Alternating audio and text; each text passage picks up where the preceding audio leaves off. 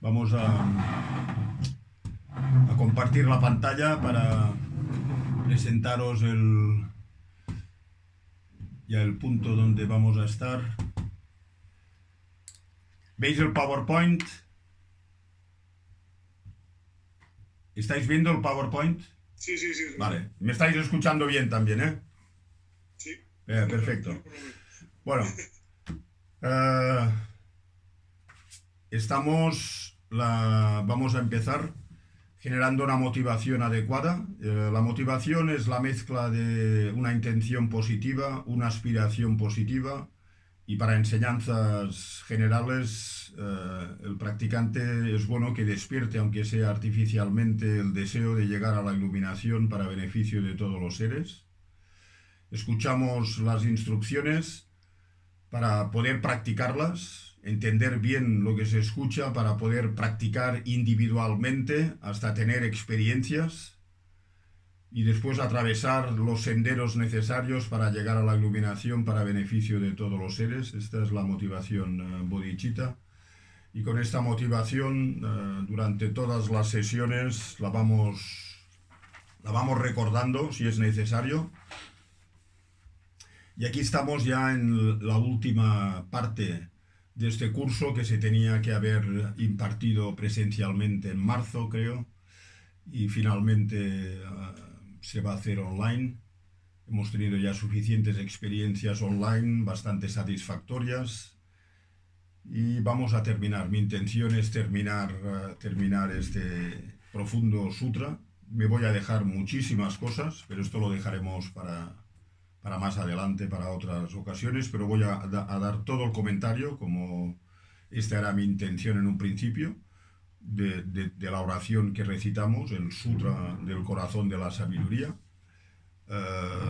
Nos quedan 3 o 4 puntos, que es el sendero de la visión, el sendero de la meditación, el sendero de no más aprendizaje, el mantra, cómo se recita el sutra, los beneficios de recitar el sutra.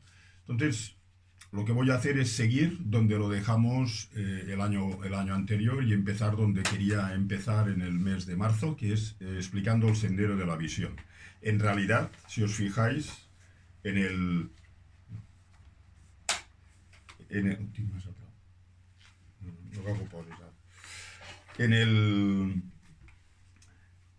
la oración, si os fijáis, el punto, os voy a explicar el punto donde estamos. Si estamos en la página 7 del librito, el libro de oraciones, explicamos prácticamente toda la página 7.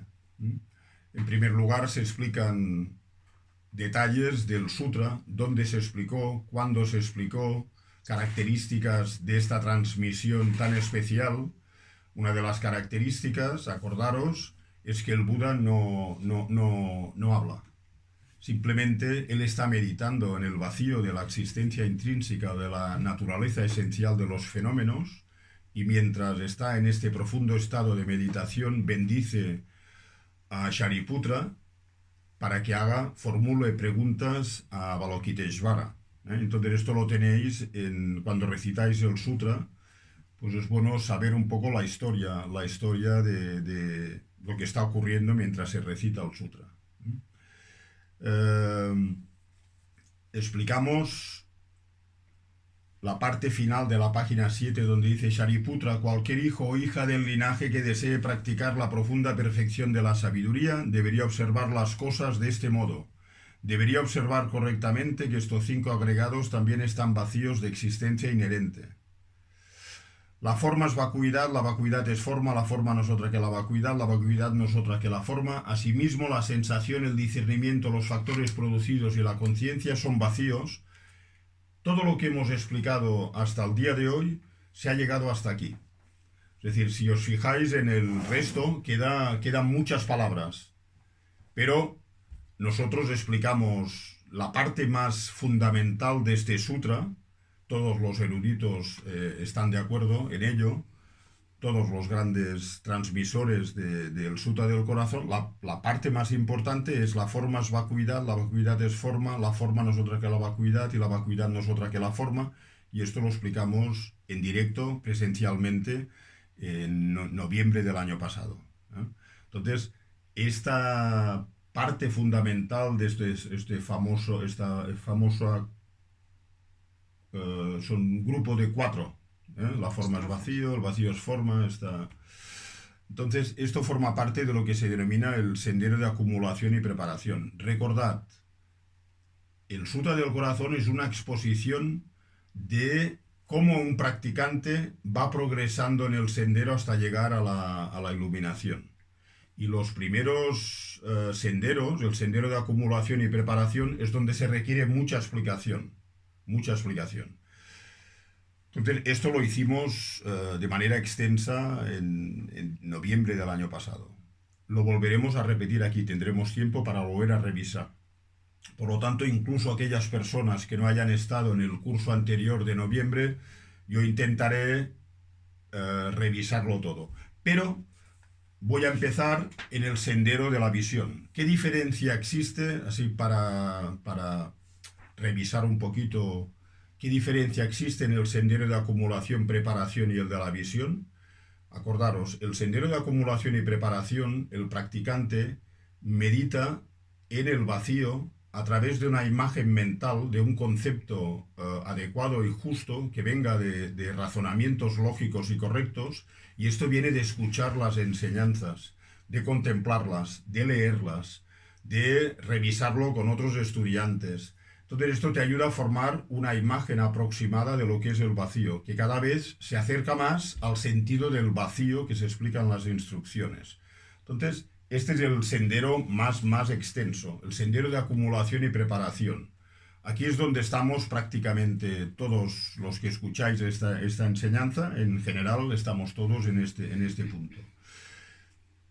A partir de esta profunda meditación que haces con esta imagen para poder conectar con el vacío, es decir, la imagen es un intermediario, no es el vacío, pero es un reflejo del vacío aproximado y cada vez más ajustado a lo que es la vacuidad. Entonces, a través de concentrarte en esta imagen, llega un punto en que la imagen se desvanece y por vez primera, sin intermediario, tu mente se mezcla con la experiencia del vacío. El intermediario ya no lo necesitas, ya tienes lo que se denomina el sendero de la visión. Te has transformado en un área, ¿vale? Y entonces, el sendero de la visión está sintetizado en 4 líneas del texto.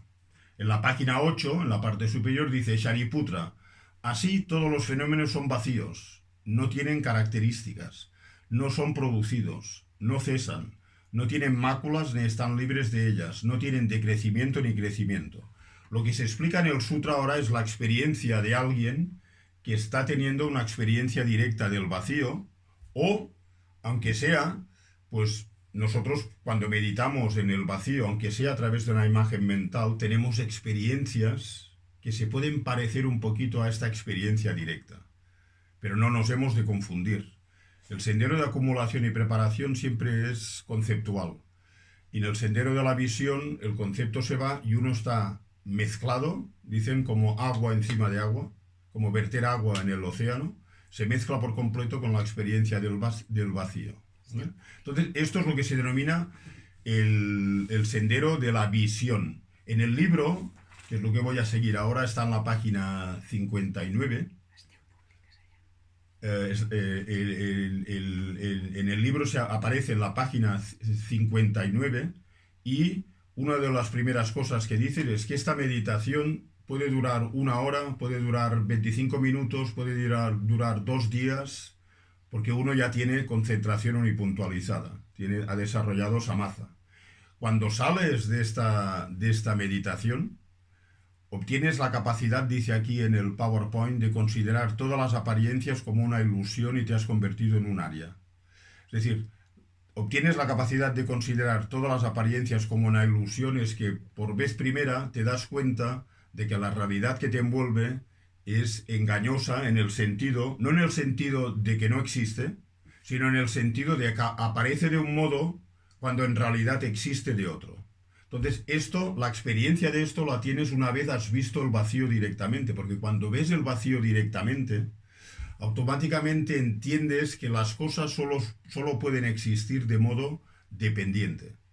Por lo tanto, puesto que para nosotros las cosas, a pesar de que existen de modo dependiente, aparecen como si tuviesen una existencia intrínseca o una naturaleza esencial, entonces las cosas son como una ilusión en este sentido, únicamente en este sentido. No significa que lo que aparezca no aparece, que lo que existe no existe. Simplemente significa que las cosas, aunque existen de un modo particular que ahora tú lo has experimentado, te siguen apareciendo de un modo distorsionado. De un modo distorsionado, es decir, con existencia intrínseca. Cuando estás enfocado en la vacuidad y sales de esta meditación, las emociones aflictivas intelectuales desaparecen para siempre. Son las emociones aflictivas o los engaños, diríamos, adquiridos intelectualmente.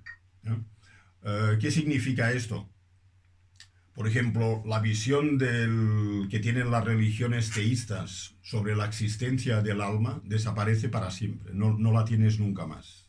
Te das cuenta de que es un fenómeno inexistente, al que te has aferrado, pero no existe un fenómeno así, porque la naturaleza del Atman es permanente, intrínseco, esencial, y un fenómeno así tú ya has experimentado en el vacío que es imposible de que exista. Junto con este engaño adquirido intelectualmente, las dudas sobre el sendero desaparecen para siempre. No tienes dudas. Ahora nosotros tenemos dudas. No nos terminamos de creer que siguiendo este sendero podamos tener una experiencia directa del vacío. No nos creemos que si tienes una experiencia directa del vacío, estás minando la ignorancia fundamental y te estás acercando a la liberación o a la iluminación.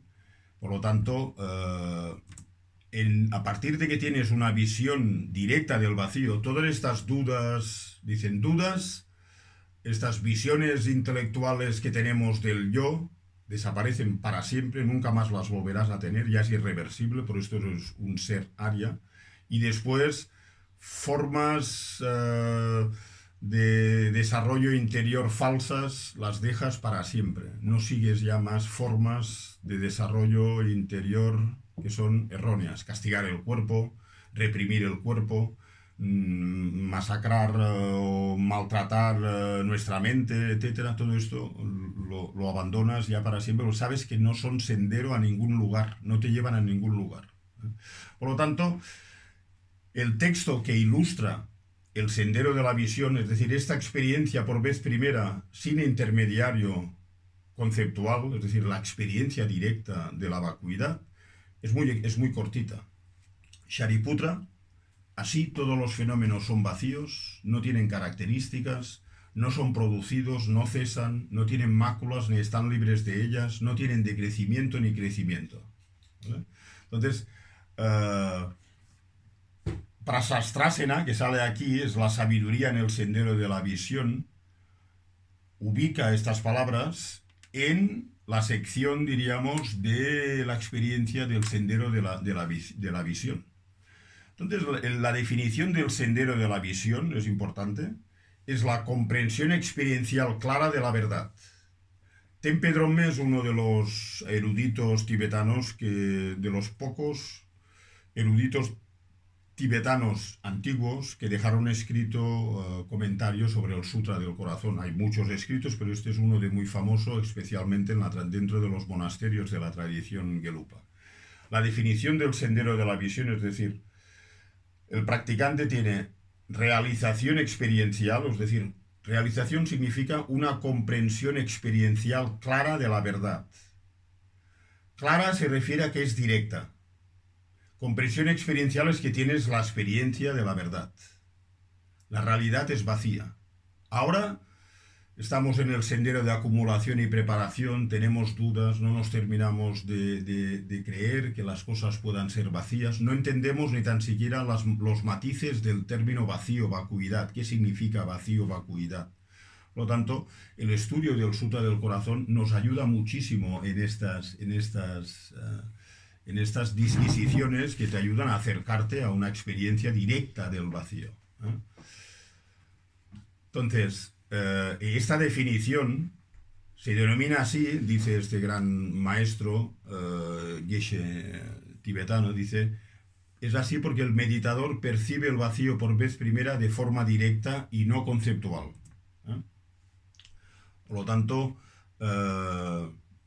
dicen los textos que la percepción que tiene el meditador del vacío es tan clara como ahora, por ejemplo, nos podemos ver mutuamente a través de las imágenes, o podéis ver el PowerPoint clarísimamente a través de los sentidos, de la conciencia visual. Esta experiencia es exactamente igual, tiene la misma validez cognitiva que cuando vemos algo por la calle, por ejemplo. Entonces, este es el resultado de un proceso que empieza en el sendero de acumulación, escuchando instrucciones, clarificando dudas, calibrando tus ideas al respecto, eliminando tus ideas erróneas, tratando de revisar una y otra vez cuál es la percepción directa del vacío, qué naturaleza tiene, qué es la vacuidad, qué no es la vacuidad, qué cosas se parecen al vacío pero no son el vacío. Por tanto, hay un trabajo en los senderos de acumulación y preparación, como pone aquí en el PowerPoint.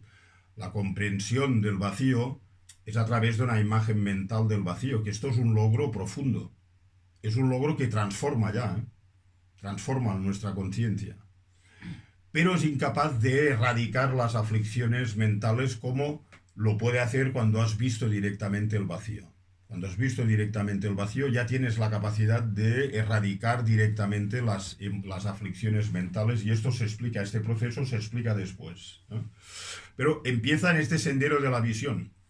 El sendero de la visión tradicionalmente ocurre sentado en el cojín en una sesión de meditación. Es decir, llega un punto que si tú has meditado mucho, sea a través del sutra o a través del tantra, en el vacío, siempre ha sido a través de una imagen mental aproximada del vacío que se va sutilizando y sutilizando y sutilizando hasta que tienes la experiencia directa. Es un proceso, diríamos, dependiente, como todo lo que se explica en el Sutra del Corazón, ¿no? Es un proceso dependiente y gradual.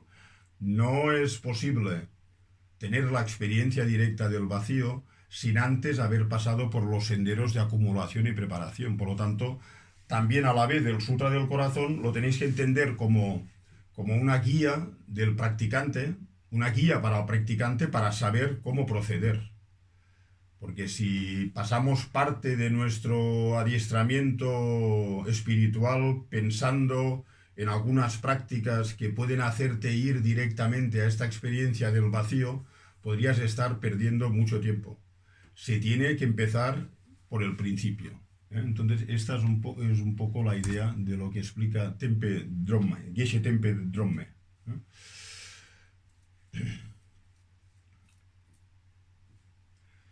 Un punto importante es que muchos textos del vacío, y a lo largo de la historia, no solo en el budismo tibetano, sino también en el budismo chino, etc., diferentes eruditos han afirmado que es imposible explicar en palabras cómo es dicha experiencia. Sin embargo, también te dicen, o a veces solo los expertos en marketing saben cómo extraer los puntos esenciales. Y a veces aquí lo que viene a dar a entender esta cita o esta afirmación es que la experiencia directa del vacío, un practicante no tiene palabras para describirla. Pero para llegar a esta experiencia necesitas muchas palabras. De todo del Tripitaka, de lo que hay más son enseñanzas sobre la perfección de la sabiduría y sobre el vacío. Y todo está basado en palabras. Cuando tienes la experiencia directa, después si quieres explicar la experiencia que estás teniendo del vacío, es muy difícil de ponerlo en palabras. Pero para llegar a esta experiencia, las palabras son necesarias y no son redundantes para conducirnos hasta esta experiencia que no tiene palabras para describirla. Entonces, si recordáis todo lo que se ha explicado, el año pasado explicamos la forma es vacío, luego el vacío es forma, La forma no es otro que el vacío no es otro que la forma. La primera, la forma es vacío, es explicarnos que las cosas son vacías. Y las tres restantes es explicarnos de que a pesar de que las cosas son vacías, la existencia engañosa o convencional está aquí y no va a desaparecer. Aunque entiendas el vacío, no desaparecen los fenómenos. Desaparece el modo erróneo en que nosotros consideramos que existen los fenómenos, pero los fenómenos seguirán allí porque se requieren los dos. Los fenómenos tienen existencia engañosa y existencia última. Los dos forman parte de una misma, de un mismo fenómeno. No se pueden separar. Entonces nosotros no entendemos que las cosas son vacías y entendemos que las cosas existen por su propio lado. Por lo tanto, no estamos ni en la verdad última ni en la verdad engañosa. Confundimos la verdad engañosa y por esto estamos dentro del samsara. Entonces, escuchar muchas enseñanzas sobre el Sutra del Corazón o textos similares, el Sutra del Tallador del Diamante, etc., pues es muy útil. Entonces, las palabras, los comentarios, escuchar, etc., es necesario para describir cómo alcanzar la experiencia en que la mente se remoja en la vacuidad. Pero sin apoyarte previamente en conceptos y en palabras precisas, no será posible nunca acercarte a esta experiencia indescriptible. Será como un ciego que va sin bastón, puedes ir con un bastón palpando, pero no sabes lo que estás. Igual te estás acercando a un precipicio. Entonces aquí hay una cita clásica que dice: de la misma manera que un sabio no puede expresar o ver el rastro de un pájaro que cruza el cielo, ninguno de los niveles alcanzados por los hijos de los conquistadores puede ser expresado con palabras. Es decir, la experiencia a partir del sendero de la visión, que es la experiencia directa del vacío, que es la mera ausencia de existencia intrínseca, es un fenómeno de naturaleza distinta a cuando meditas en el amor, en la impermanencia. Es simplemente la mera ausencia de existencia intrínseca de la mente, por ejemplo, del yo, de los fenómenos. Por lo tanto, aquí nos da en muchas de las situaciones de nuestra vida. ¿A qué sabe el chocolate? Si alguien no ha visto nunca el mar, ¿cómo le puedes describir el mar a una persona que nunca lo ha visto? ¿No? Que nunca lo ha visto. ¿Qué sabor tiene lo dulce? ¿Qué diferencia hay entre el sabor del chocolate y el sabor de la miel? Tampoco hay palabras para describir muchas de las experiencias cotidianas, mucho menos para escribir la experiencia del vacío, estamos hablando, la experiencia directa. Quiero aclarar también que cuando hablamos de experiencia o comprensión experiencial se refiere a dos cosas. En el sendero de acumulación y preparación tú meditas en una imagen del vacío. Solo meditar en una imagen mental del vacío, esto produce ya un nivel de experiencia interior, espiritual. No os penséis que la experiencia es únicamente la directa. Es la conceptual es un nivel de experiencia potente. Entonces, un maestro amigo de Geshe-la falleció hace un par de años en California. En un comentario que dio sobre el Sutra del Corazón, dice que el sentido de la afirmación de que la vacuidad está más allá de las palabras, expresiones, etc., significa que la vacuidad no se puede describir sin considerar la base. Es decir, no puedes hablar nunca del vacío del reloj sin considerar el reloj. Es otra manera de explicar esto que es más adecuado. Por ejemplo, cuando nosotros percibimos un coche, el coche nos aparece como si existiese de modo inherente. Esta es lo que se denomina la apariencia dualista. Aparece el coche y automáticamente junto con el coche aparece la existencia intrínseca del coche. La existencia intrínseca. Entonces, a partir de entonces percibimos y asumimos que allí afuera hay un coche que existe de manera intrínseca o por su propio lado. Entonces, esta percepción, diríamos, no es producto de una mente del todo erróneo porque el coche está allí. Lo que es erróneo es la existencia intrínseca de que le pintas al coche. El coche está allí, ¿vale? Por esto en la tradición prasangika se hace una diferencia entre percepción errónea y percepción equivocada. Entonces, para nosotros, cuando vemos un reloj, tenemos una percepción equivocada. ¿Por qué? No tiene nada que ver con este fenómeno. Este fenómeno está aquí y es correctamente percibido por una conciencia visual. Con la conciencia visual percibes el reloj. Pero automáticamente, junto con la apariencia del reloj, viene la existencia intrínseca del reloj. Entonces, esta es la razón por la que todas las conciencias para las personas ordinarias como nosotros son equivocadas. No porque no haya un reloj, sino porque tú ves el reloj de un modo en que este reloj ni existe, ni ha existido, ni existirá. Porque un reloj autoexistente o que exista de manera esencial no está en mi... Esto no es un reloj de naturaleza esencial. Esto es un reloj dependiente. Por lo tanto, puesto que tú lo percibes como inherente o con una naturaleza esencial, debido a esto, esta percepción es equivocada. No es errónea, pero es equivocada. ¿Eh? Y está basada en una deformación que viene, más adelante igual saldrá, pero os lo adelanto ahora. Fijaros bien que en muchas ocasiones decimos que las personas, nuestra mente es pura, pero tiene dos niveles de engaños, dos niveles de obstrucciones. La obstrucción de los kleshas, que son que en nuestra mente pululan la ira, el apego, la ignorancia en sí, la ignorancia que deforma la realidad, la aversión, el resentimiento, la agresividad y tantísimos otros factores mentales distorsionados. Y después, acordaros que tenemos otro nivel de engaños que es más sutil y que es lo denominan los engaños que impiden la omnisciencia.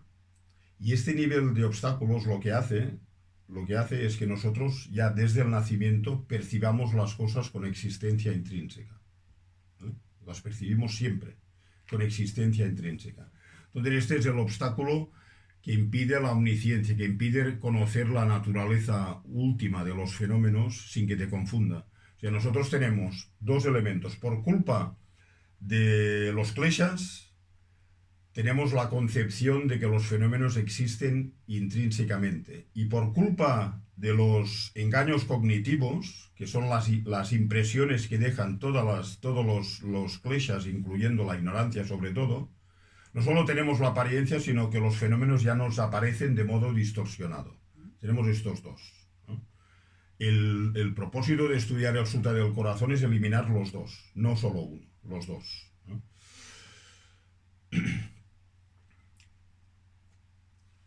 Entonces hay dos tipos de aflicciones mentales y esto lo explicamos en el primer curso que dimos sobre el Sutta del Corazón. Están los kleshas intelectualmente adquiridos y luego hay kleshas innatos.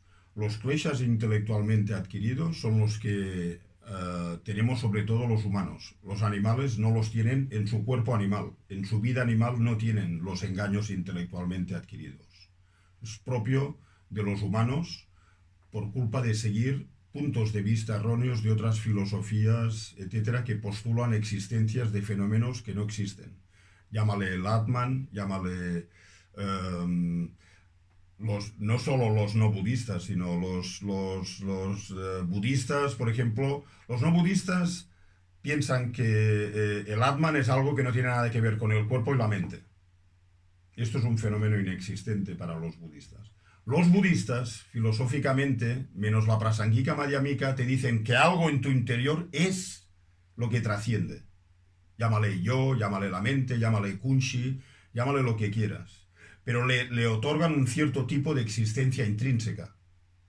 La Prasangika Madhyamika todo esto lo revisa, y es erróneo. Es erróneo. Estás aferrándote a un tipo de existencia falso, que no existe. Entonces, las visiones intelectualmente adquiridas vienen de enfocarte o de estar expuesto a puntos de vista de la realidad deformados. Y las innatas son las que ya vienen de nacimiento. De nacimiento nadie te tiene que explicar que tienes un yo intrínseco que existe aparte del cuerpo y de la mente. Nadie te lo tiene que explicar, es innato, ¿vale? Entonces, el primer tipo de engaños, los intelectualmente adquiridos, cuando percibes directamente el vacío, se desvanecen de tu mente y nunca más vuelven a aparecer. Ya es irreversible. Nunca más vuelven a aparecer. Se desvanecen. Porque sabes que son falsos. Has estado aferrándote o creyendo en cosas que son totalmente ilusorias. Son como eh, hobbits flotando o cerdos volando o cosas así, totalmente erróneos. Entonces, en el sendero de la visión, los engaños intelectualmente adquiridos son las distintas creencias que tenemos, que muchas de ellas no son verificadas, las tenemos, las creemos, nos aferramos a ellas y en base a ello construimos nuestra realidad. En el sendero de la visión esto se desvanece por completo. Los engaños innatos, estos siguen, estos se empiezan a derruir en el sendero siguiente. La duda engañosa también se desvanece y sostener éticas y disciplinas erróneas como si fueran superiores se desvanecen. Es decir, si te aferras a que los ritos tienen una importancia fundamental, si te aferras a ideas, tienes que recitar el mantra de la manera adecuada, justamente porque si no, no podrías llegar a la iluminación. Si cometes un error cuando haces un ofrecimiento de incienso, pues no puedes llegar a la iluminación. Todas estas ideas que tenemos, muchísimas, todas estas se desvanecen en el sendero de la visión, ¿no? El sendero de la visión se eliminan este nivel de engaños de tu interior. O sea, nunca más ya vuelves a renacer en la existencia cíclica. Eliminas estas visiones erróneas, te transformas en un área y te transformas en la sangha. Cuando tomamos refugio, en el curso anterior hablábamos en el Sé tu propio refugio de por qué tomar refugio en Buda, Dharma, Sangha. Es en ese momento cuando alguien se transforma en sangha, sea hombre, mujer, monje, laico. Si tienes esta experiencia directa del vacío, ya te has transformado en un sangha, ¿no? Y alcanzas lo que se denomina, no voy a entrar mucho aquí, obtienes lo que se denomina el primer bhumi. Para llegar al nivel del bodhisattva, una vez entras en el sendero de la visión, tienes un nivel de realización y entras en el primer bhumi. El bhumi es un nivel de realización espiritual muy elevado, ¿vale? Entonces, lo que haces en el sendero de la visión, este practicante, mientras está meditando en el vacío, se encuentra en el sendero ininterrumpido. Aquí hay un poco de terminología. Estás en el sendero ininterrumpido, que se denomina así porque en esta misma sesión de meditación erradicas las tres emociones aflictivas que hemos mencionado. Engaños intelectualmente adquiridos, sostener ética y disciplinas erróneas como si fuesen superiores y la duda engañosa. Mientras estás en esta meditación, se va erradicando. Cuando se eliminan, accedes a lo que se denomina el sendero liberado. Ya han desaparecido, no vuelven a salir, ¿eh? Diríamos como aplicar un antídoto para cortar una infección. Mientras tomas la medicina, la infección se va curando, se va deserradicando. Y una vez la medicina ha hecho el efecto, ya estás libre de la enfermedad o de la infección, que es el sendero liberado. Entonces, sendero ininterrumpido es mientras estás meditando. Cuando sales de esta meditación, ya la enfermedad que tenías, que son estos tres tipos de engaño, se desvanecen por completo, ¿no? Entonces, ¿qué ocurre en el primer nivel el primer bhumi?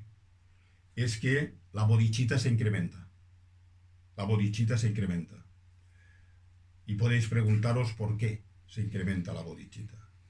Porque, como estudiaremos también en el curso del Lojong, a partir de noviembre, ¿por qué está la bodhicitta en el Sutra del Corazón?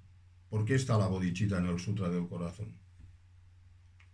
La bodhicitta es lo que elimina la segunda capa de obstáculos, los cognitivos, aquellos que hacen que las cosas aparezcan como existiendo por su propio lado cuando en realidad no existen así porque tú lo has comprobado ya.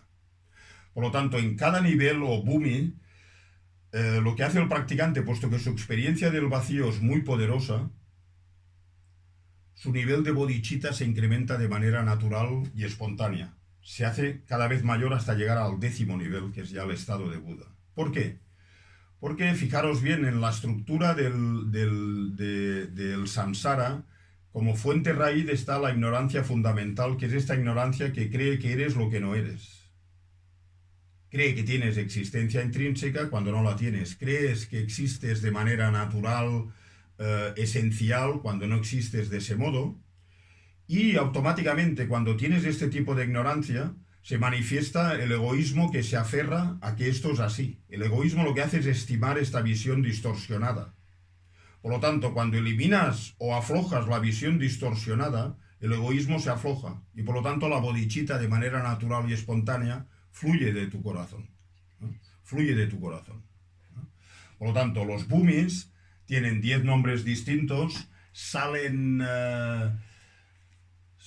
en la nota 34, tienen un nombre distinto. Estos bhumis se estudian en el Madhyamakavatara de Chandrakirti, que es uno de los grandes textos comentarios sobre el vacío, ¿no? Es de obligado estudio en las tradiciones tibetanas, ¿no? Entonces, pensad en esto. Sendero de la visión, experiencia directa, por vez primera, sabes experiencialmente que las cosas son vacías, no porque lo ponga el Sutra del Corazón, no porque lo haya dicho el Buda, sino porque tú has visto, tienes la percepción clara, como dice la definición, por vez primera de la realidad. Las cosas son vacías de existencia intrínseca. Esto lo que hace es aflojar visiones eclesias intelectualmente adquiridas. Yo soy así, yo soy así, yo después de la muerte no existo. Esto es intelectualmente adquirido. Ningún animal tiene este problema. Si existo después de la vida o no, un animal no tiene este problema. Es la mente humana. Debido a la exposición a formas o a técnicas de desarrollo inadecuadas o incorrectas o erróneas. Porque están fomentando un tipo de existencia falsa. Si fomentas un tipo de existencia falsa y te aferras a ello, cada vez tienes más problemas. Cada vez tienes más problemas. Te aferras al Atman, al sol, el alma. Si no la entiendes de manera adecuada, porque los budistas dijimos en el curso anterior, por supuesto que hay algo que sigue, que es la idea que está detrás del alma. Pero la cuestión es qué es lo que sigue. Todas las tradiciones teístas asumen que tiene que ser algo, aparte del cuerpo, en este caso, y de la mente. Porque saben que el cuerpo lo van a quemar, por lo tanto el pensamiento humano ha estado investigando desde su creación. ¿Quién soy yo? Entonces piensan, el cuerpo no puede ser porque el cuerpo se marcha, se quema. Por lo tanto tiene que ser algo que está aparte, está relacionado, pero que sobre todo está aparte. Entonces todas las religiones teístas caen en esto y los que no son teístas después especulan sobre si esto sigue o no sigue. Muchos dicen, no, después de esto no sigue nada. Y los budistas, las escuelas filosóficas budistas que saben que el cuerpo no puede ser el yo y aparte del cuerpo y de la mente tampoco, luego entonces especulan sobre igual la combinación de cuerpo y mente es el yo. Solo la conciencia mental es el yo. Solo el kunshi es el yo. Solo la continuidad de la conciencia mental es el yo. Y la Prasangika dice, no, todos os estáis aferrando a un tipo de existencia esencial. Es decir, el estudio del vacío no es, los budistas somos los mejores, somos más inteligentes y tenemos la panacea última.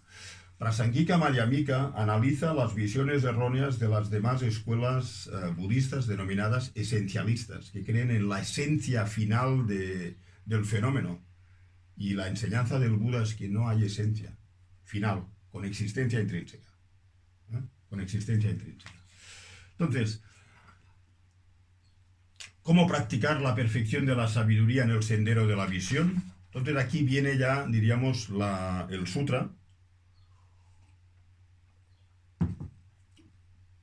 Os quiero advertir, de todas formas, que en este curso voy a intentar abordarlo todo para toda la audiencia que está aquí presente y quizás pensáis, ¿y todo esto para qué sirve en mi vida? El Sutra del Corazón, ¿qué me ayuda a mí? Saber que las cosas son vacías, que es que los teístas creen en el alma, que algunos creen que no hay alma después, que los budistas creen que partes del cuerpo pueden ser, cuerpo o mente pueden ser la trascendencia, etcétera. ¿De qué me sirve en el día a día, en el siglo XXI? pues te sirve de mucho. Cuanto más estudias el Sutra del Corazón, y en la próxima sesión os lo explicaré, el Sutra del Corazón utiliza la relación dependiente para entender que las cosas son vacías. Y la relación dependiente más burda es que es la ley de causa y efecto. Que las causas los efectos dependen de las causas, incluso las causas dependen de los efectos. Por lo tanto, ¿para qué te sirve el Sutra del Corazón? Es para vigilar el karma. El karma sí que lo puedes entender. El escuchar el Sutra del Corazón te da convicción no ciega de que todo lo que yo experimento depende de lo que yo hago. Por lo tanto, mejor que empiece a vigilar seriamente mis actividades, purificar las negativas, acumular de positivas. Entonces, esto es uno de los beneficios de escuchar el Sutra del Corazón, porque cuanto más entiendes el Sutra del Corazón, más respetas la ley de causa y efecto. Y podemos hacer actos negativos de maneras muy fáciles, en el día a día. Cientos y cientos de actos que podemos hacer erróneamente. Por lo tanto, el Sutra del Corazón es muy importante. En la próxima sesión os explicaré cómo el Sutra del Corazón os ayuda a practicar el Lamrim desde la devoción al Gurú hasta el final. Por lo tanto, el Sutra del Corazón, aunque veáis mucha tecnología y palabrería, por decirlo así, hay personas que no les gustan las palabras, pero las palabras son indispensables para las experiencias. Son indispensables. Por tanto, si lo ubicáis todo y veis que este puzzle, tocando uno, se tocan todos, respetaréis el estudio del Sutra del Corazón como algo muy, muy importante, algo que tenéis que volver a escuchar y volver a escuchar una y otra vez, porque cada vez se hace más claro. Cuando un fenómeno no existe, si lo investigas, cada vez se hace más claro que no existe. Y si un fenómeno existe, cuanto más lo investigas, más claro se vuelve de que existe. Entonces, en el Sutra del Corazón tienes estas paradojas o estos acercamientos. Entonces, hemos dicho que las palabras del sendero de la visión son Shariputra. Así todos los fenómenos son vacíos, no tienen características, no son producidos y no cesan, no tienen máculas ni están libres de ellas, no tienen decrecimiento ni crecimiento. Entonces, explicamos esto y ya dejaremos este sendero de la visión. Entonces, estas palabras, y si alguien es un meditador del Sutra del Corazón, cuando recita este trozo, su mente imagina que está en el sendero de la visión. Puedes imaginar que estás en el sendero de la visión y que te ocurre lo que voy a explicar aquí. Se habla de las 8 profundidades. Recordad que el Buda al principio del Sutra dice, él está absorto en la percepción de lo profundo. Lo profundo es el vacío. Entonces aquí se refiere a que hay 8 elementos que tú descubres que son vacíos de existencia intrínseca. ¿No? El meditador, lo que hemos dicho, está en todo momento. Cuando estás en el vacío no es que estés en la realidad engañosa, estás en la realidad última. Has visto la realidad última, has visto el rostro del Buda, por decirlo de una forma. Porque es la naturaleza última del Buda, ahora se hace viva, por decirlo así. La tuya, por lo tanto, conectas con la de todos los seres iluminados, ¿no? Es decir, en todo momento el practicante no hay ni un solo microinstante de esta percepción, porque si no, no sería percepción directa del vacío. La mente está fundida con el vacío. Se funde por completo con el vacío. Y por este motivo el sutra dice, Shariputra, así todos los fenómenos son vacíos. Es decir, el practicante podría estar ejercitándose, antes de entrar en el sendero de la visión, en la naturaleza dependiente de este reloj. El reloj depende de causas, depende de partes, depende de la imputación de la mente sobre una base adecuada, y en base a observar la naturaleza dependiente del reloj, puesto que ya he estado meditando muchísimo en que esto indica que el reloj carece de existencia intrínseca, y lo he estado haciendo conceptualmente durante muchísimo tiempo, debido a su concentración unipuntualizada, porque aquí tienes que tener concentración unipuntualizada, la imagen del vacío del reloj se desvanece y el practicante entra en la vacuidad del reloj. El reloj no aparece ya. No aparece, la realidad engañosa no aparece, aparece exclusivamente la realidad última del reloj. Y cuando estás en la realidad última del reloj, esta realidad no puede aparecer a la mente del practicante, no aparece. Esta es una característica únicamente de un ser iluminado. Para nosotros, seres que estamos en el camino, hasta que no lleguemos al estado de Buda, cuando meditas en el vacío, estás fuera de esta realidad. Cuando sales del vacío, regresas a esta realidad. Y si estás teniendo una experiencia directa del vacío, o algo que se le aproxime mucho, sabes que la realidad a la que despiertas aparece de una manera, pero existe de otra. Es decir, estás jugando con la apariencia ilusoria de los fenómenos, ¿no? Pero cuando está meditando, y esto es lo que se refiere cuando dice la profundidad de la vacuidad, dice así todos los fenómenos son vacíos, es que tú estás en la realidad engañosa última, absorto en ella. Y cuando estás absorto en esta realidad, no hay espacio, no puede surgir la realidad. Si sale la realidad engañosa, no estás en el sendero de la visión. Es decir, sendero de la visión, el practicante lleva un proceso de adiestramiento extenso que hace que la mente, por vez primera, siempre utilizarás un objeto sobre que estás buscando su vacío. Una vez has encontrado este vacío y es la experiencia directa del vacío, el reloj no está. La experiencia que tiene el practicante es mero vacío, mera ausencia de existencia intrínseca. Nada más, no aparece nada más en su ámbito cognitivo, no aparece. La realidad se ha desvanecido desde la perspectiva experiencial del practicante, ¿no? Por este motivo el sutra dice, Shariputra, sí, todos los fenómenos son vacíos, ¿no? ¿Vale? Después, no tienen características, se refiere, esto es importante, todos los fenómenos producidos, un reloj, tendremos aquí porque lo utilizaremos, el reloj, un coche, mi cuerpo, una mesa, el ordenador, la web, el micro, todos los fenómenos producidos tienen características. Esto es un reloj. Esto es un Mac, un vaso, ¿no? ¿Vale?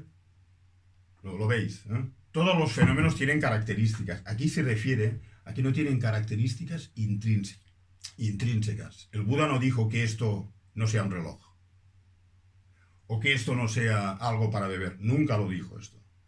Lo que dice es que no tienen características intrínsecas.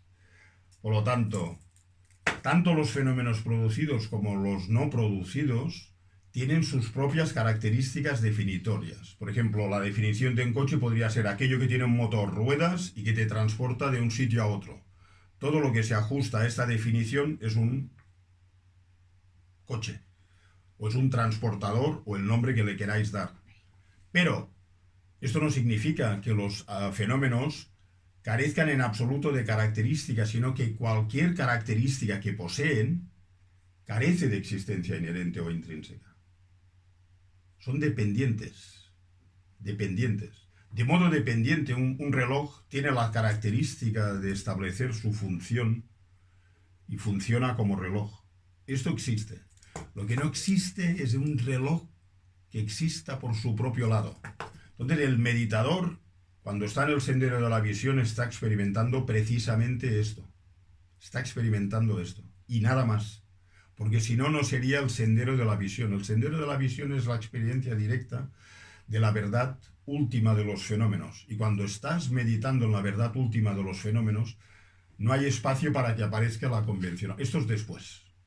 Después, los fenómenos no son producidos. También no significa que un fenómeno no sea producido por otros factores. Un reloj depende de causas, correcto. Depende de partes, correcto. Depende del nombre y de la base de imputación apropiada. Esto es correcto, pero no son fenómenos que existan inherentemente. La producción reloj carece de existencia intrínseca. ¿Por qué? Porque un reloj depende de causas, partes, de la imputación que hace la mente. Y si buscas un reloj aparte de estas tres dependencias, no está aquí. No está. Después, no cesan. No cesan significa que todo fenómeno producido existe en dependencia de causas y condiciones, en consecuencia es transitorio y desaparecerá, ¿vale? Existen dos tipos de transitoriedad, la burda y la sutil. la impermanencia burda, esta la podemos detectar. Esto es la verdad engañosa, no es la verdad última. La verdad engañosa, tú puedes ver que las cosas son transitorias. Te cuesta un poquito más darte cuenta de que el cuerpo o la mente son transitorios instante tras instante. Esto te cuesta un poquito más.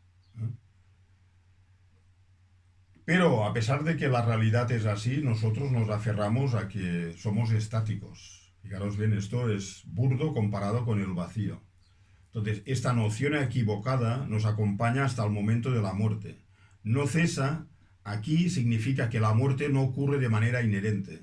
Es un proceso gradual, dependiente, en este caso de degeneración, kármico, que produce la degeneración del cuerpo, la degeneración de la mente, los elementos se van degenerando y degenerando hasta que se produce la separación del cuerpo y de la mente, que es la muerte. Por lo tanto, cuando dice los fenómenos no cesan, no significa que no exista la muerte, que algunos han interpretado el Sutta del Corazón de esta manera, significa que no existe una muerte inherente. La muerte es... la muerte...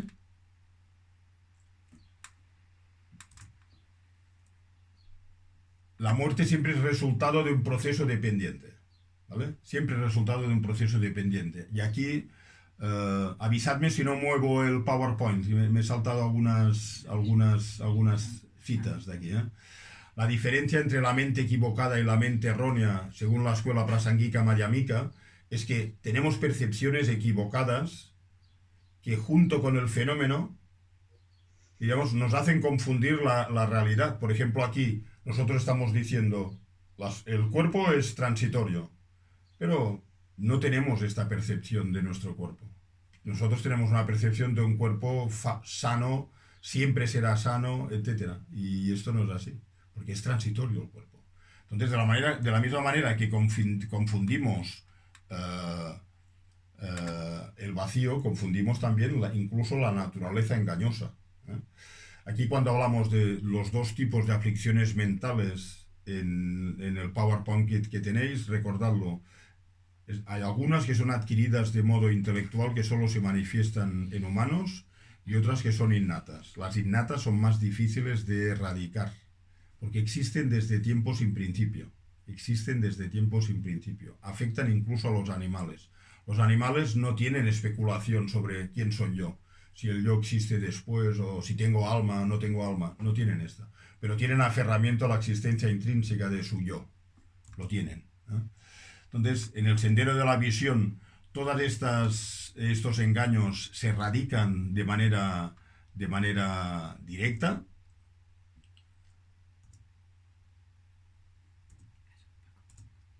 Y aquí tenéis las 8 profundidades en las que estamos ahora. Nos ayudan a reforzar la experiencia directa y no conceptual del vacío. Por lo tanto, aquí estas 8 profundidades, que son las que estamos abordando ahora, es la profundidad del vacío, la profundidad de carecer de características, la profundidad de la no cesación, la profundidad de carecer de máculas, la profundidad de no estar separado de máculas, la profundidad del no decrecimiento y la profundidad del no crecimiento. Y todo esto requiere explicación adicional, ¿eh? Cuando dice aquí los fenómenos pues no tienen decrecimiento ni crecimiento, esto es lo opuesto a lo que ocurre. Los ríos suben de caudal o descienden de caudal. Lo que está diciendo el Buda no es que esto no ocurra, está diciendo que no ocurre de modo intrínseco. Ocurren dependencias de causas, partes, etcétera, etcétera. Diferentes tipos de relación dependiente.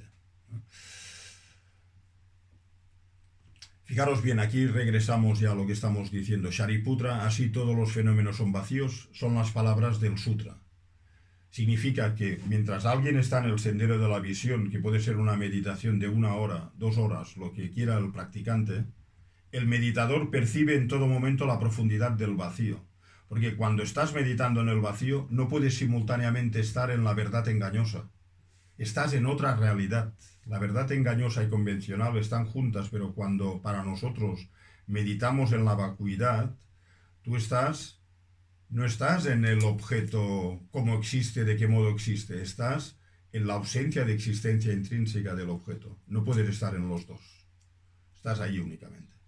Cuando sales, luego todo todo lo vuelve a aparecer como si existiera por su propio lado, igual que nosotros. En este sentido, un área, cuando está fuera de la meditación, percibe la realidad igual que un ser ordinario como nosotros. ¿Qué diferencia hay entre él y nosotros? O ella. Que él o ella ha visto el vacío, por lo tanto sabe que lo que aparece no existe como aparece. Esta es una gran diferencia. Y esto ocurre en el sendero de la visión. ¿Vale?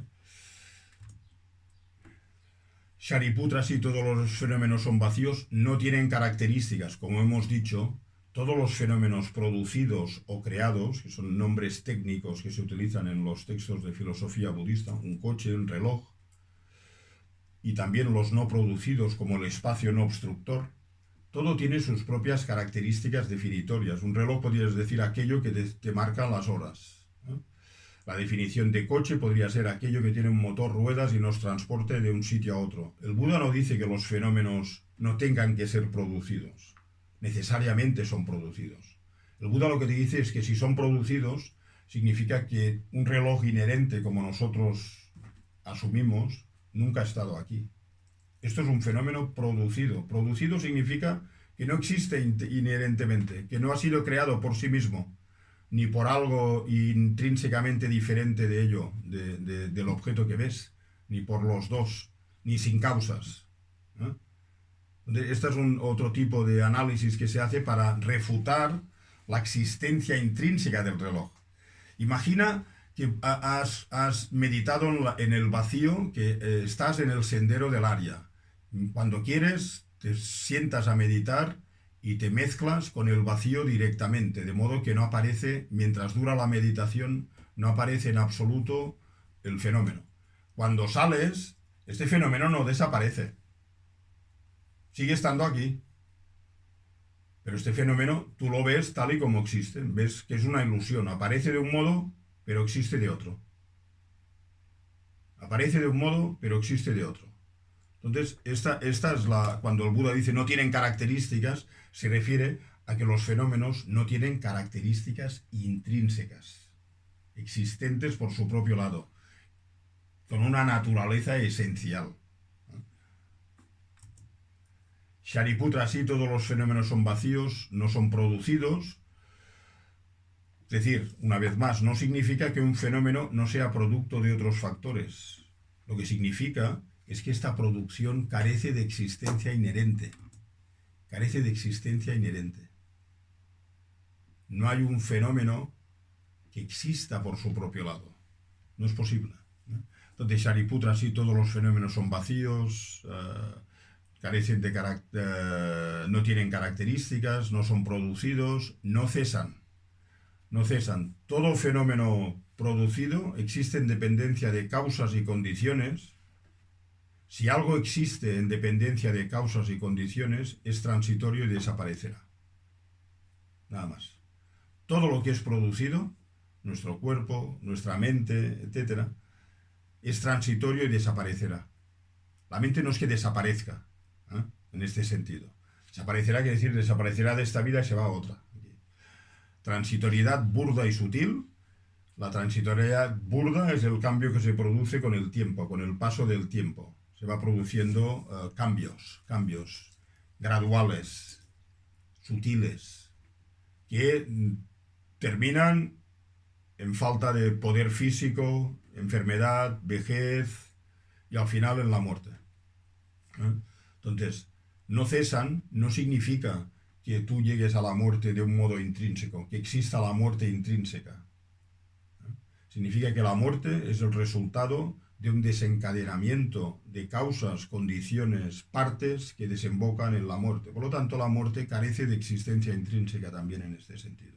Por lo tanto, la muerte, desde la perspectiva de un ser iluminado, la muerte ordinaria se puede trascender, porque puedes dejar de morir como un ser ordinario, con el conocimiento y la experiencia sobre la experiencia, mejor, la experiencia de la naturaleza última de los fenómenos, que es lo que te puede liberar.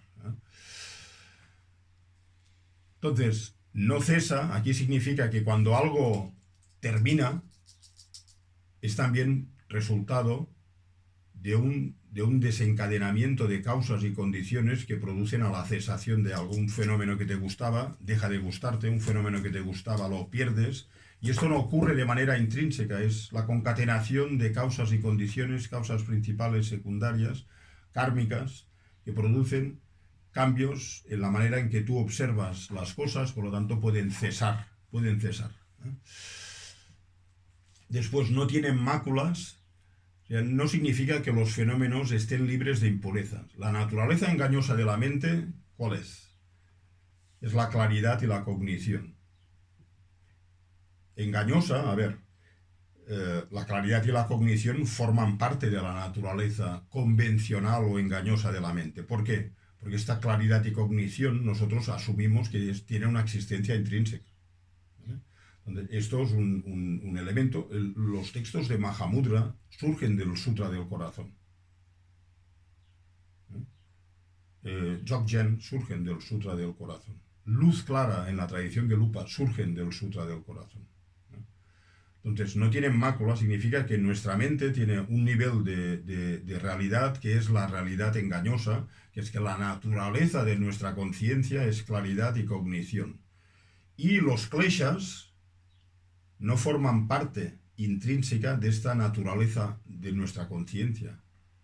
Son temporales.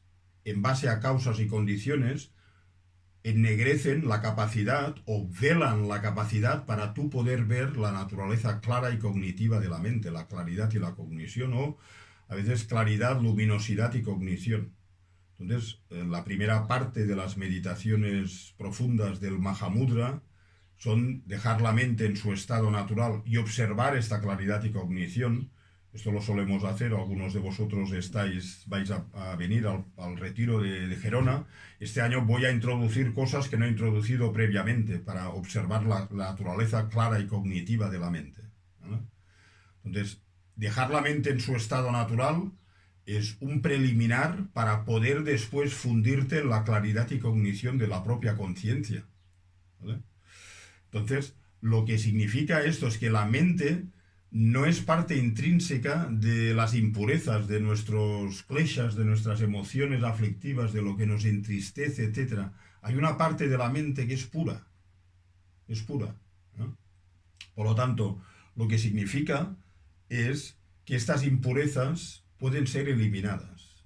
Por lo tanto, desde la perspectiva del meditador que está observando el vacío de la existencia intrínseca, no hay impurezas, no hay máculas.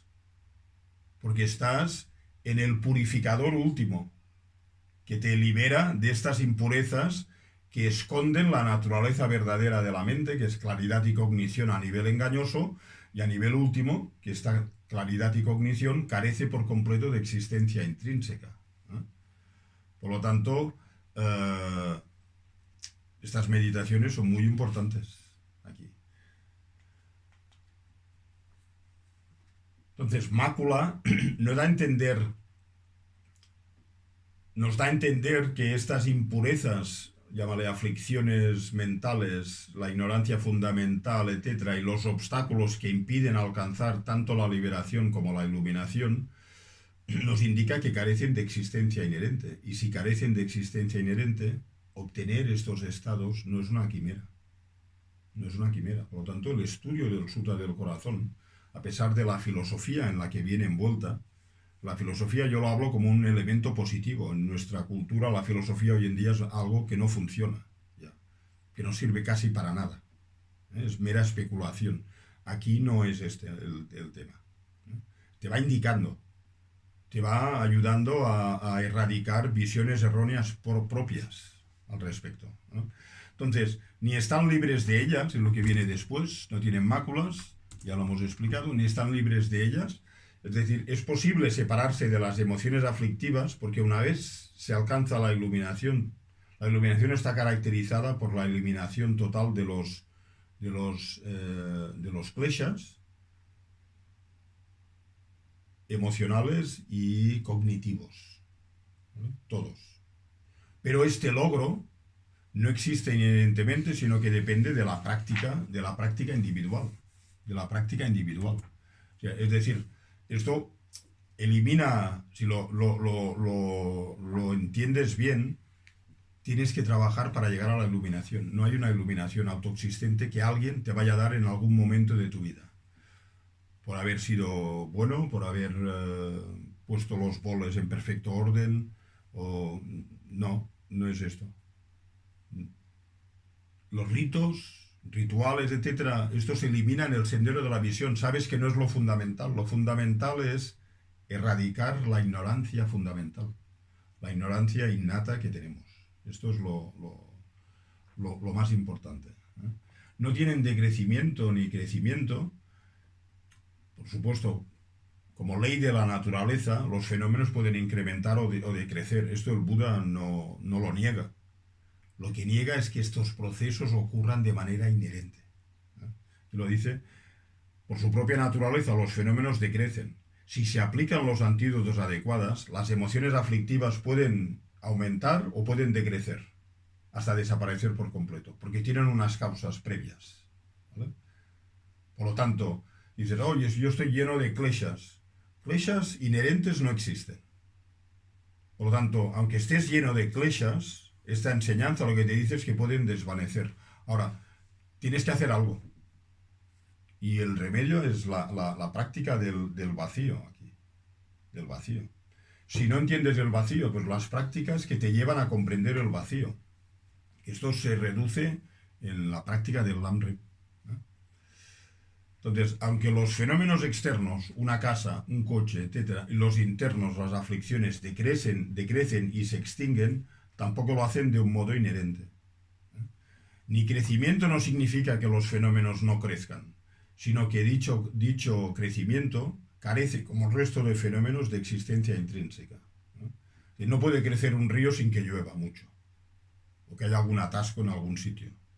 Todo es dependiente. Durante la infancia nuestro conocimiento es limitado, después va creciendo, pero es en dependencia de causas y condiciones, externas, internas, múltiples. No existe un conocimiento inherente en ningún sentido. La iluminación no es inherente, un Buda no es inherente, un maestro no es inherente, el camino espiritual no es inherente. Los seres infernales no existen de modo inherente. Si que renaces en un reino animal, tampoco existe de modo inherente. Todo depende de causas y condiciones, son situaciones pasajeras. Por lo tanto, también aquí dice, del mismo modo, si seguimos un proceso intensivo de estudio, contemplación y meditación en el vacío, aunque nos cueste, aunque tengamos dudas en un principio, y despertamos la bodhicitta, vamos a erradicar, porque lo que estás haciendo cuando intentas acercarte a la bodhicitta es poner un freno al egoísmo. Cuando meditas en el vacío, pones un freno y pones en tela de juicio el objeto al que se aferra el egoísmo, que es la visión errónea del yo, la visión de lo compuesto y transitorio, o la ignorancia fundamental. Tanto, todo lo que estamos haciendo tiene un gran sentido. Si entendéis bien el Sutra del Corazón, entendéis por qué tenemos que meditar, por qué tenemos que mejorar nuestra concentración, por qué hemos de mejorar el Lamrim. Porque todas estas prácticas te llevan a la experiencia de que la mente reconoce su propia naturaleza, que es vacía. A esto le puedes llamar el nombre de Mahamudra, el nombre de Luz Clara, el nombre de Dzogchen. No es exclusivo ni patrimonio de ninguna tradición. Todas las tradiciones te llevan al mismo lugar. Todas las tradiciones auténticas, en este caso budistas, te llevan a la experiencia última de tu propia naturaleza. Luego cada tradición le pone un nombre distinto. Luego hay personas que piensan que una es mejor que otra. Entonces, esto es sectarismo puro y duro. El comentario de Atisha al Sutta del Corazón, ya para terminar, es al final aquí había un error en el libro. En el libro hay un error, ¿vale? Un error pequeño, pero es un error. El comentario de Atisha al Sutta del Corazón habla de las 8 profundidades y los vincula con las 3 puertas de la liberación. Las 3 puertas de la liberación en realidad es un estudio de la existencia del vacío. Es un estudio del vacío, es una manera de sintetizar qué estará haciendo en el vacío. Por ejemplo, la primera profundidad, todos los fenómenos son vacíos, nos indica la puerta de la concentración a través del vacío porque niega la existencia de la naturaleza inherente de los fenómenos. ¿Vale? Es la meditación en el vacío. No tienen características, ni son producidos, ni cesan, así como no tienen máculas, ni están libres de ellas. Aquí te indica la segunda puerta de la liberación. Esto es lo que explicó Atisha en el siglo XI, en el Tíbet, para clarificar. Indica la puerta de la concentración a través de la ausencia de signos, ya que niega la existencia inherente de las causas que producen los fenómenos. Es decir, una semilla es la causa de un brote. La semilla no surge inherentemente, no surge de modo inherente. No puede surgir. Depende de sus causas previas, principales y secundarias. Luego la pones en el suelo, la humedad necesaria, y esto produce con el tiempo el brote. La semilla va cambiando su estado hasta llegar a brote. Y no hay... Aquí empieza la transformación de semilla en brote. La semilla va perdiendo fuerza y aumenta el brote. Forman parte de un continuo. Inherentemente no, dependientemente sí. Y la tercera, no tienen decrecimiento ni crecimiento, indica la puerta de la concentración a través de la ausencia del deseo, ya que nos enseña que los resultados tampoco existen inherentemente. Cuando recoges la cosecha no puede existir sin el suelo, sin el brote, sin la semilla, sin las causas de la semilla, y así constantemente. Por lo tanto, Atisha explica estos tres razonamientos dentro de las 8 profundidades. ¿Vale? Entonces, este es el sendero de la visión, y recordad, iremos quizás esta tarde o mañana, revisaremos lo que viene previamente, que era la meditación conceptual en el vacío. De momento, aquí en el sendero de la visión es cuando ocurre ya una transformación profunda en la mente del practicante. Te transformas en Arya, te transformas en Sangha. Esto es una Sangha la Sangha de verdad es alguien que tiene esta experiencia.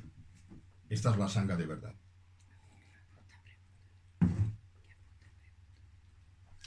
Si tenéis alguna pregunta, y lo dejamos después de un descanso con el sendero de la meditación, que es muy interesante.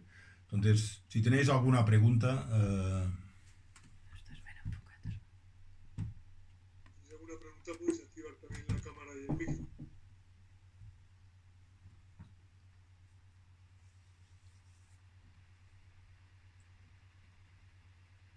¿Me veis ahora o no? Sí. Vale, perfecto.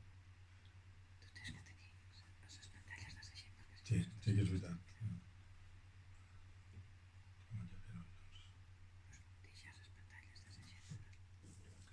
Bueno, tendréis, pensadlo, lo podéis apuntar, pero si no...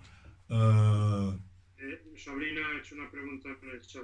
Está en el chat, vale, perfecto.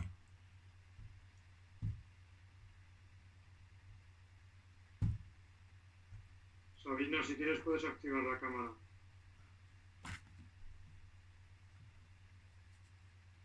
Hola. Hola, Sabrina. ¿Cómo estás, Sabri? Hola, ¿cómo estás? Bien, muy bien. Dime, ¿qué tienes? ¿Una pregunta? Sí, que con todo lo que he estado explicando, Sí, has mencionado la verdad engañosa y sí, última. vale. Entonces, si pudieras explicar un poco más La verdad... la diferencia entre ambas, porque no entiendo, yo tengo Ah. que entender, pero quiero saber si es correcto o no. La verdad engañosa es todo lo que perciben nuestros sentidos, es nuestra realidad, mientras no hayamos experimentado el vacío. ¿Por qué? Es verdad engañosa no porque no esté allí.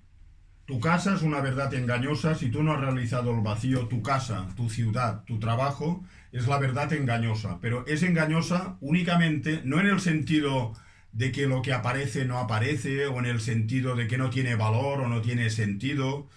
No, en el sentido de que siendo los fenómenos dependientes, por lo tanto vacíos, tú los ves con una existencia intrínseca.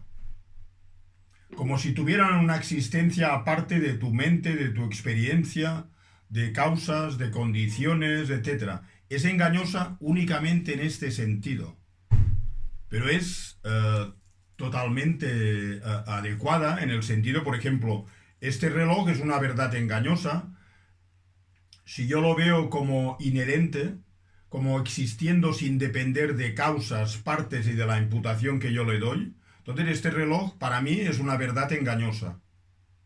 ¿Por qué? Porque un reloj que no exista en dependencia de causas, partes y de la imputación, aquí no está. ¿Vale? Y esta es la dificultad. Cuando experimentas el vacío, tú después, el reloj, en dependencia de tu nivel de experiencia, tú ves un reloj dependiente. Si has realizado el vacío, después puedes ver la dependencia del reloj y después para ti el reloj, tú te relacionas con el reloj tal y como existe y no tal y como tu ignorancia te hace creer que existe. Por lo tanto, puedes decir que después tú te relacionas con la realidad engañosa tal y como existe, dependiente. Pero mientras no tengamos esta experiencia, nosotros seguimos viendo todo lo que nos envuelve con una existencia proyectada por nuestra ignorancia y por esto nos hace sufrir. Porque lo que fomenta nuestro sentido de yo, desarrollas apego para tenerlo. Y lo que fomenta aversión, pues desarrollas agresividad para apartarlo de tu visión.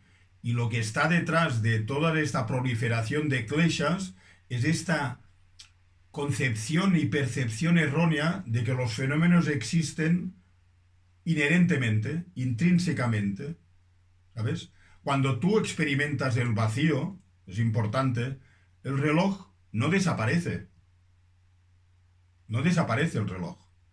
Tú después tienes la oportunidad de comprender que esto es un reloj que depende de causas, partes y de la imputación y me sirve para decir la hora. Esto no produce engaños ni kleshas. Lo que produce engaños y kleshas es cuando yo le doy un tipo de existencia falso.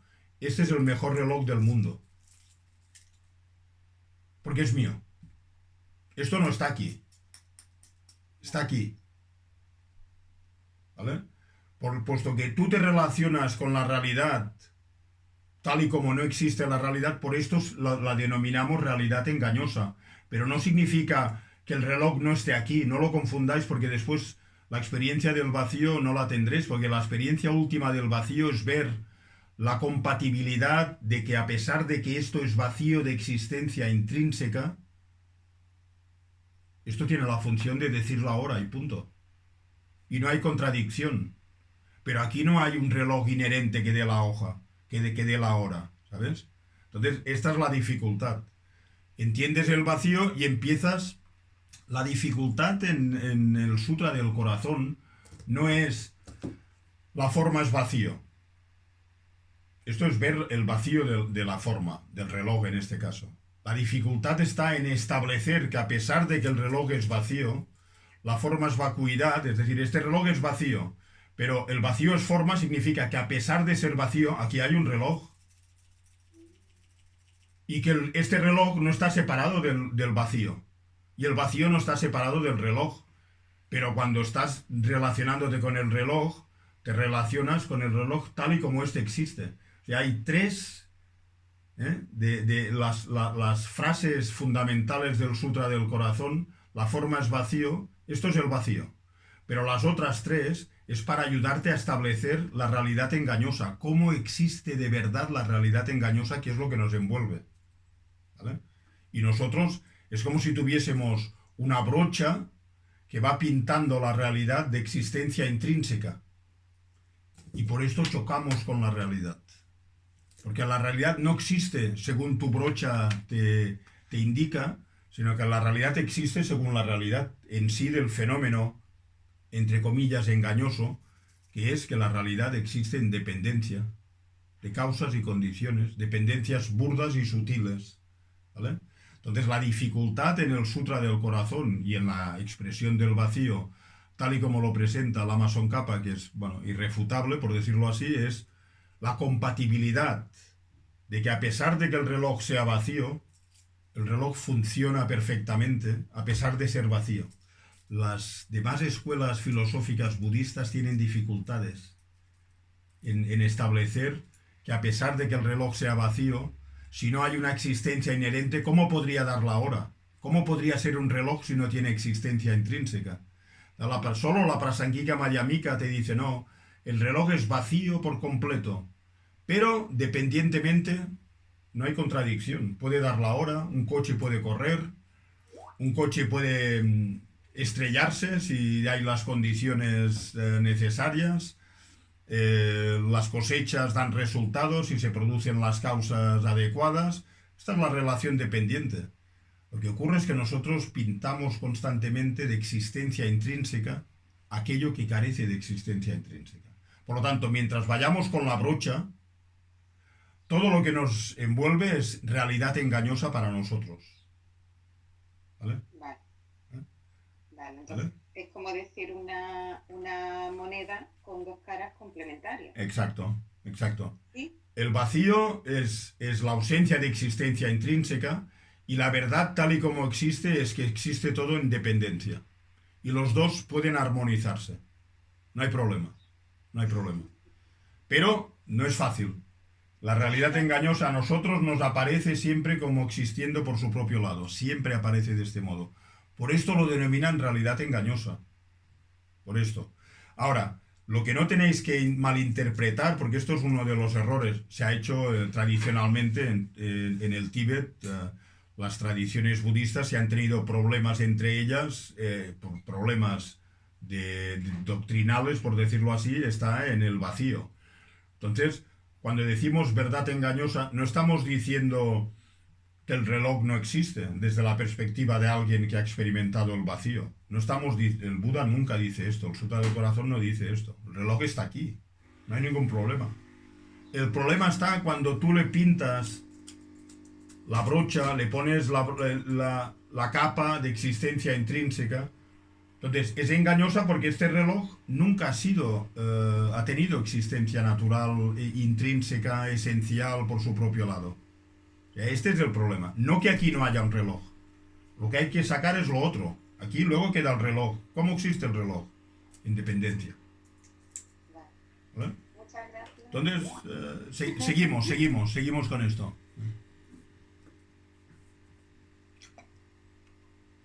Sofía.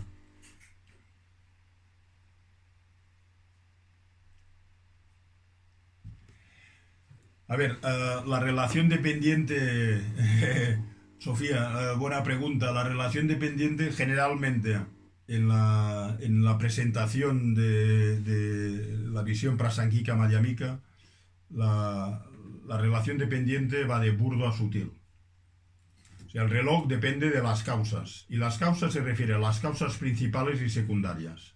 O sea, todos los fenómenos producidos dependen de causas principales y secundarias. O sea, no hay este reloj ha tenido una causa principal, que es el material con el que se hizo. Luego, la persona que lo diseñó primero es la causa principal, por decirlo de una forma. Causas secundarias es todos los componentes que aquí pues, nos presentan para tener un reloj. Causa principal y causa secundaria, esta es la relación más burda. La relación más burda también puedes entender la ley de causa y efecto. He dicho, el estudio del Sutra del Corazón desemboca en respetar y en vivir más de acuerdo con la ley de causa y efecto. Si no, no tiene mucho sentido.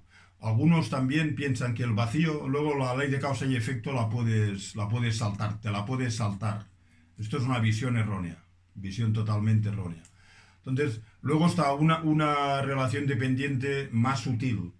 El reloj depende de las partes de las que está hecho.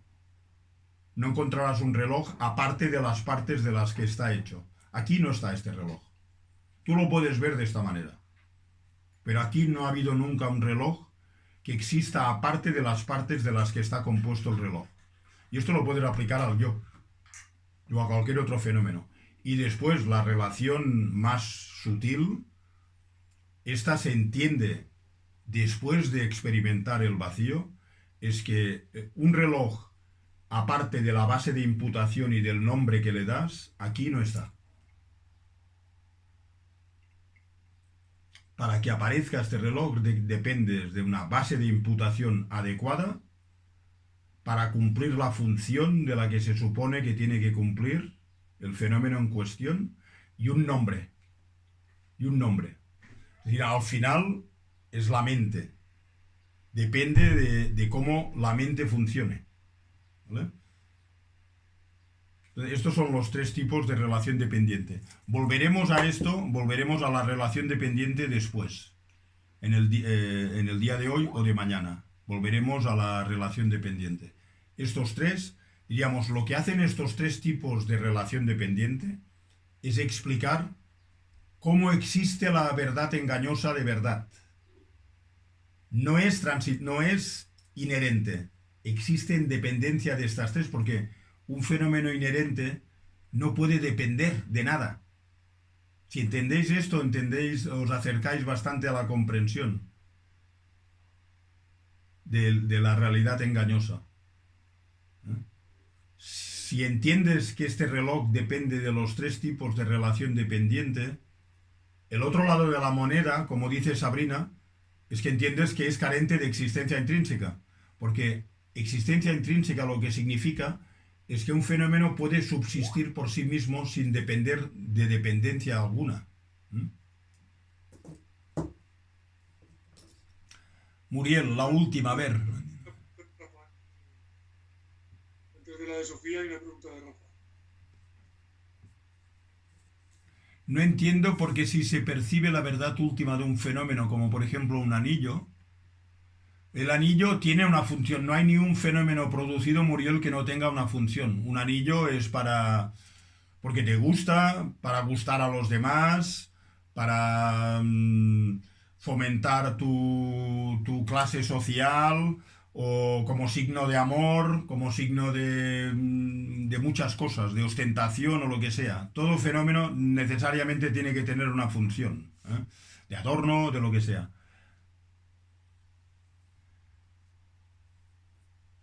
No entiendo por qué si se percibe... Vale, entonces, a ver, si percibes la naturaleza última del vacío, ¿vale?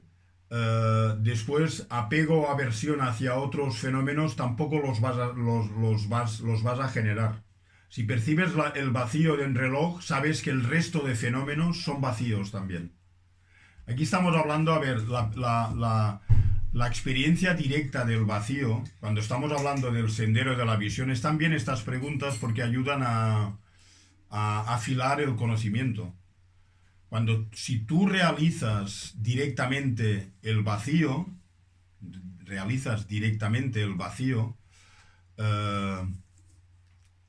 tienes la experiencia de la naturaleza última de los fenómenos, ¿vale? Entonces, mientras estás en la meditación en el vacío, no aparecen los fenómenos ordinarios. Y esto te ayuda a cortar con el apego a las cosas. Pero es muy buena esta pregunta, es muy profunda. Cuando sales de la meditación, los fenómenos siguen apareciéndote como bellos, atractivos, y tú puedes generar apego, ira, etc. Pero te olvidas de una cosa. Cuando un practicante tiene este nivel de realización, sabe que esta belleza que aparece, o esta fealdad o desagradabilidad que aparece en el fenómeno, aparecen de este modo, pero no existen de este modo. Por lo tanto, aquí puedes cortar con el apego o la ira, a partir del sendero de la visión. Pero ojo, después viene el sendero de la meditación.